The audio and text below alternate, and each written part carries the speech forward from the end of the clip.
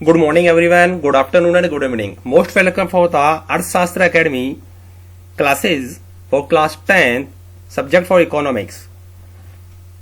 दोस्तों आज हम आपको अर्थशास्त्र क्लासेस की ओर से 10th क्लास जो सब्जेक्ट हमारा एसएसटी का उसमें इंग्लिश मीडियम के जो स्टूडेंट्स हैं जिनकी बहुत रिक्वायरमेंट आ रही थी कि सर हमारे लिए भी वीडियो बनाए जाएं, हमें वीडियो चाहिए, तो उनके लिए मैं स्पेशल अब अर्थशास्त्र की जो बुक्स है उसके कुछ मेन टॉपिक्स मैं आपके सामने लेके आया हूं जो बोर्ड एग्जाम के लिए काफी मोस्ट माने जाते हैं। तो उम्मीद करूंगा कि ये वीडियो आपको जरूर पसंद आएगा। अगर वीडियो आपको पसंद आए या आपको वीडियो थोड़ा अच्छा लगे तो जरूर इसको लाइक और शेयर जरूर करें और सब्सक्राइब करें, जिससे कि आपको आने वाले अगले वीडियो आपको जल्दी जल्दी प्रोवाइड हो सके, आपको मिल सके। तो दोस्तों शुरू करते हैं अर्थशास्त्र क्लासेस की ओर से। मैं Arvind Jarwal class 10 SST subject को आपको सामने कुछ टॉप 10 क्वेश्चंस मैं आपको समझाने जा रहा हूं जो लगभग ये समझ लीजिए कि बोर्ड एग्जाम ये टॉप 10 क्वेश्चंस आपके लिए मोस्ट है, इनसे बाहर बिल्कुल भी कुछ पूछा नहीं जाएगा। तो उम्मीद करूंगा कि वीडियो आपको जरूर पसंद आएगा। चलो स्टार्ट करते हैं। क्लास 10 सब्जेक्ट इकोनॉमिक्स, क्योंकि एसएसटी सब्जेक्ट के अंदर 4 सब्जेक्ट जो हमारे इंक्लूड होते हैं इसमें शामिल किए जाते हैं, जिसमें से सोशल साइंस के अंदर हम ये बोल सकते हैं कि इकोनॉमिक्स हो गया, ज्योग्राफी हो गया, हिस्ट्री हो गया और सिविक्स हो गया। इसमें हम आपको आज पहला पार्ट आपको इकोनॉमिक्स सब्जेक्ट का हम लेके आए हैं। आपको इंपोर्टेंट जो 10 क्वेश्चंस हैं, टॉप 10 क्वेश्चंस मैं आपको लेके आऊं, क्योंकि बेटा जो सिलेबस जो होता है हमारा बहुत शॉर्ट होता है और इसके अंदर जो क्वेश्चंस है वो वेरी शॉर्ट आते हैं, क्योंकि और वेरी शॉर्ट क्वेश्चन और शॉर्ट क्वेश्चंस में हम टॉप 10 क्वेश्चन को हम इंक्लूड करेंगे, शामिल करेंगे, क्योंकि जल्दी जल्दी हमें से लॉकडाउन पीरियड के अंदर अपने सिलेबस को कंप्लीट करना है और हमें कंप्लीट करके अपने सिलेबस को थोड़ा और आगे बढ़ाना है। जिसमें हमारा सबसे पहला जो क्वेश्चन होगा कि what is the unemployment. Unemployment क्या है, जिसको हम नॉर्मली हिंदी में बोलते हैं बेरोजगारी किसे कहते हैं। तो अनएम्प्लॉयमेंट किसे कहते हैं, क्या होगा अनएम्प्लॉयमेंट। तो when a person is qualified and the willing to work but even after this he remain unable to get the employment, this the condition is called the unemployment। when the a person कोई भी व्यक्ति is qualified and willing to work, जो अपने काम को कर सकता हो लेकिन उसको अपनी पावर के अनुसार वर्क नहीं मिल पा रहा हो, but ever even the after this the remain unable to get the employment, the condition is the called the unemployment। very most definitions है, सभी डेफिनेशन को अच्छे से याद करें, ये डेफिनेशन आपको अनएम्प्लॉयमेंट की डेफिनेशन को क्लियर करेगी। सेकंड जो हमारा क्वेश्चन रहेगा वो रहेगा पोवर्टी। पोवर्टी क्या है, गरीबी किसे कहते हैं, व्हाट इज द पोवर्टी, गरीब कौन है।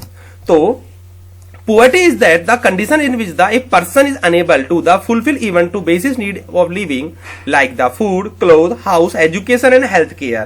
पोवर्टी मतलब बड़ा गरीब वो व्यक्ति है जो अपनी जीवन की जो आवश्यकताएं हैं, कंडीशन जो शर्तें हैं, विच द पर्सन अनेबल, उनको फुलफिल नहीं कर पा रहा हो, जो उनकी उनको आवश्यकता होती है। एग्जाम्पल के लिए फूड खाने के लिए, क्लोथ कपड़े, हाउस घर, एजुकेशन शिक्षण, हेल्थ केयर स्वास्थ्य जैसी सुविधाएं हैं वो उसको अगर नहीं मिल पा रही हैं तो कहीं ना कहीं व्यक्ति क्या है, पुअर है, गरीब है। तो डेफिनेशन है पुअर्टी की। अगर हम अदर कंडीशन में डेफिनेशन दे तो poverty is the condition of the economic definition of the absence of the money and the poverty is called poverty. हम ये भी इसको शामिल कर सकते हैं कि पुअर्टी की डेफिनेशन सेकंड हम इसको दे सकते हैं। अगला जो हमारा क्वेश्चन रहेगा what is the central bank. Central bank क्या है, कौन है सेंट्रल बैंक। देश के अंदर हर कंट्री का एक सेंट्रल बैंक होता है। जैसे इंडिया के अंदर सेंट्रल बैंक है वो है RBI, reserve bank of India. India का क्या है, ये सेंट्रल बैंक है जो ऑल जितने भी बैंक होते हैं उसे फुल कंट्रोल रखता है, जिसमें कि वो मॉनेटरी पॉलिसीज हो गई, चाहे रेपो रेट हो गई, एसएलआर, करंट रिवर्स रेशियो जो हो गया, इन सभी पर पूरा कंट्रोल अपना रखता है। उसी बैंक को हम बोलते हैं सेंट्रल बैंक। जैसे इंडिया का सेंट्रल बैंक होता है RBI.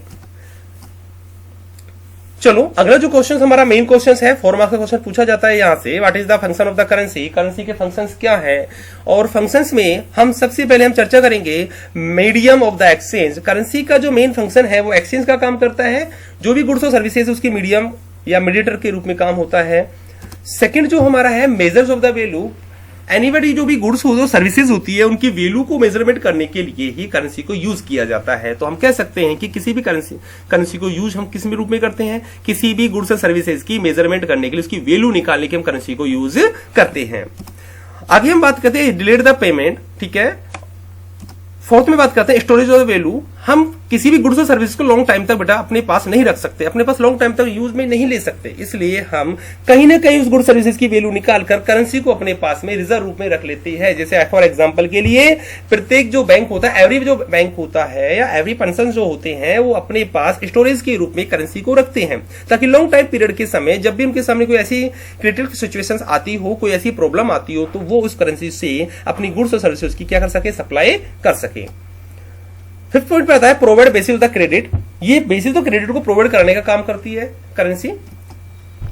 Transforming the saving into the investment. Long time period के लिए जो हम सेविंग करते हैं करेंसी के रूप में हम उसको कर सकते हैं, हम इन्वेस्ट कर सकते हैं करेंसी के रूप में, कि गुड्स और सर्विसेज को लॉन्ग टाइम तक अपने यूज नहीं कर सकते, क्योंकि हम करेंसी से ही गुड्स और सर्विसेज को क्या करते हैं, यूज करते हैं। अगले जो हमारा क्वेश्चन है बेटा वो रहेगा, what is the difference of the between the national income and GDP.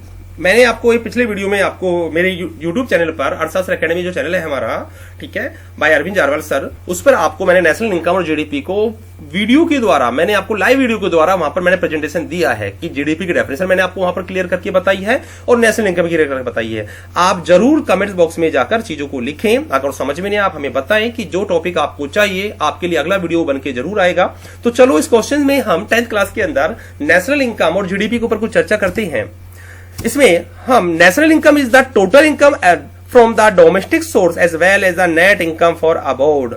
जितने भी देश की जो डोमेस्टिक बाउंड्री लाइन के अंदर जो भी गुड्स और सर्विसेज को यूज करके जो इनकम हम अज्यूम कर रहे हैं, जो इनकम हम प्राप्त कर रहे हैं, यदि उसमें हम net factor income for about NFIA अगर हम इंक्लूड कर देते हैं, तो कहीं ना कहीं हम उसको नेशनल इनकम के साथ इंक्लूड जोड़कर देखते हैं। But GDP is income produced with the domestic boundaries of a country. लेकिन हम जीडीपी की बात करें तो डोमेस्टिक बाउंड्री या ज्योग्राफिकल जो बाउंड्री लाइन है उसके अंदर जो इनकम है उसको ही हम इसमें इंक्लूड करते हैं, not include for the GDP for the NFIA। लेकिन NFIA को हम इसमें इंक्लूड करके नहीं देखते हैं। What is the currency. Currency क्या है, मुद्रा किसे कहते हैं, करेंसी की डेफिनेशन हमें जरूर याद रखनी है। Whatever the payment we make in the exchange of goods and services can be the called as currency।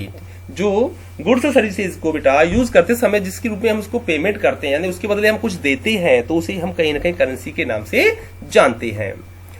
Currency के कुछ फंक्शंस हम आपके सामने लेके आएंगे। It is the medium of the exchange, हम पहले पढ़ चुके हैं, जैसे हमने आपको बताया था कि ये मीडियम ऑफ द एक्सचेंज का काम करती है, ठीक है। और इसके अलावा currency is a item with the expected by the all for the payment of goods and services। जितने भी क्वेश्चंस हैं जो मैं नोट लेके आता हूं, वो नोट अपने अपने वेरी शॉर्ट क्वेश्चंस होता है और बोर्ड एग्जाम के अंदर काफी इंपोर्टेंट क्वेश्चंस में से पूछे जाते हैं। जैसे मैं आपके सामने नोट लेके आया हूं, Indian national rupees INR Indian currency. Okay, तो जो इसका सिंबल दिया था वो इंडियन रुपीज का वो सिंपल डिजाइन किया था डी उदय कुमार ने। जो याद रखना, इंडियन करेंसी INR जो है, इंडियन नेशनल जो रुपीज है, कहीं ना कहीं इंडियन करेंसी के नाम से इसको जाना जाता है। इसका सिंबल देने वाला जो पर्सन था वो था डी उदय कुमार, जो वेरी शॉर्ट क्वेश्चन में इसको पूछा जाता है। हमारा 7th क्वेश्चन है, right the reasons of the consumer explosion. Explosion क्या है, जिसको हिंदी में हम शोषण बोलते हैं। कंज्यूमर का एक्सप्लोशन कैसे होता है, किस प्रकार होता है, तो उसके लिए हम यहाँ पर आपको समझाने का प्रयास करेंगे। Purchasing goods and services without the paying attention on their the quality, quantity, standard and the purity. जब भी हम किसी गुड्स और सर्विसेज को परचेज करते हैं, उसको हम लेते हैं, खरीदते हैं, अगर हम लेते समय हम इन चीजों का अगर ध्यान नहीं रखें, क्वालिटी का, ठीक है, क्वांटिटी का, स्टैंडर्ड का, प्योरिटी का, तो कहीं ना कहीं एक्सप्लोशन होता है कंज्यूमर का, ठीक है। सेकंड पॉइंट है lake of the complete and the return information. जो भी हम गुड्स एंड सर्विसेज को यूज कर रहे हैं, हम परचेज कर रहे हैं, उसकी हमें रिटर्न इन्फॉर्मेशन होनी चाहिए, जिसको हम बिलिंग बोलते हैं। जरूर बिल कटवाएं, रिटर्न इन्फॉर्मेशन ले, जिससे कि अगर उसके अंदर कोई भी मिस्टेक निकलती है तो हम उसको वापस से क्या कर सकें, एक्सचेंज करा सकते हैं।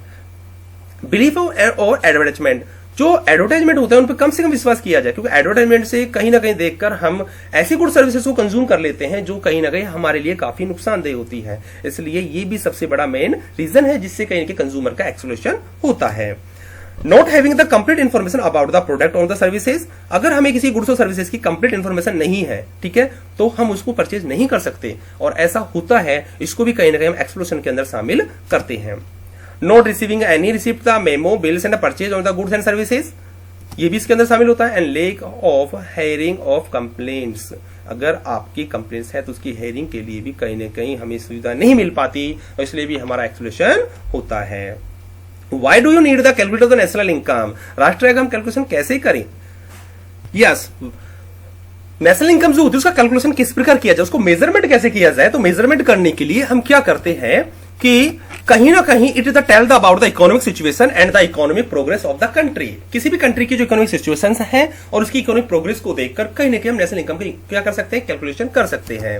सेकंड पॉइंट है we can the compare the economy of the country, right the economy of the different countries. अलग अलग कंट्रीज जो होते हैं उनकी इकोनॉमी को देखकर हम अपनी कैलकुलेशन कर सकते हैं।